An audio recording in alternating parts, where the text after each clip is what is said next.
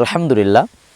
আজকে আমরা সংক্ষিপ্ত সময় একটা বিষয় নিয়ে আলোচনা করব যে 8টি সময় আল্লাহ রাসূল সাল্লাল্লাহু আলাইহি ওয়াসাল্লাম বলেছেন যে এই 8টি সময়ে আল্লাহ রাব্বুল আলামিন তার বান্দাবান্দীদের দোয়াগুলো কবুল করে নেয়। তার এক নম্বরে আল্লাহ রাসূল সাল্লাল্লাহু আলাইহি ওয়াসাল্লাম বলেন, লা ইউরাদ্দুদ দুআ বাইনাল আযান ওয়াল ইকামাহ। কোনো ব্যক্তি যদি আজান এবং ইকামতের মধ্যবর্তী সময়ের মধ্যে দোয়া করে, আল্লাহ রাসূল সাল্লাল্লাহু আলাইহি ওয়াসাল্লাম বলেন সেই ব্যক্তির দোয়াগুলো আল্লাহ রাব্বুল আলামিন কবুল করে নেয়। দ্বিতীয় নম্বরে আল্লাহ রাব্বুল আলামিন সেই ব্যক্তির দোয়া কবুল করে যে ব্যক্তি প্রত্যেক ফরজ নামাজের পরে আল্লাহ পাক তার মুমিন বান্দাবান্দীদের দোয়াগুলো কবুল করে। তৃতীয় নম্বরে আল্লাহ রাসূল সাল্লাল্লাহু আলাইহি ওয়াসাল্লাম বলেন, কোনো ব্যক্তি যখন সেজদায় গিয়ে আল্লাহ রাব্বুল আলামিনের কাছে নেক দোয়া করে, আল্লাহ রাব্বুল আলামিন সেই দোয়াগুলোকে কবুল করে নেয়।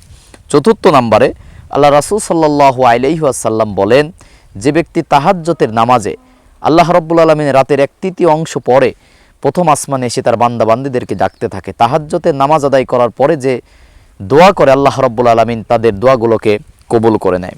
5 নম্বরে প্রতিটা জুমার দিনে আল্লাহ রাসূল বলেছেন প্রতিটা জুমার দিনে আল্লাহ রাব্বুল আলামিন তার বান্দাবান্দির দোয়াগুলোকে কবুল করে নেয়।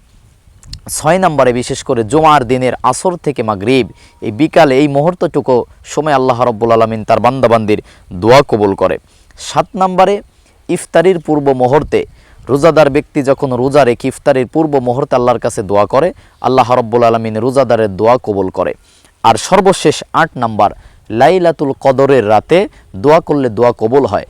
আল্লাহ রাসূল সাল্লাল্লাহু আলাইহি ওয়াসাল্লাম এই বিষয়ে একটা দোয়া শিক্ষা দিয়েছেন।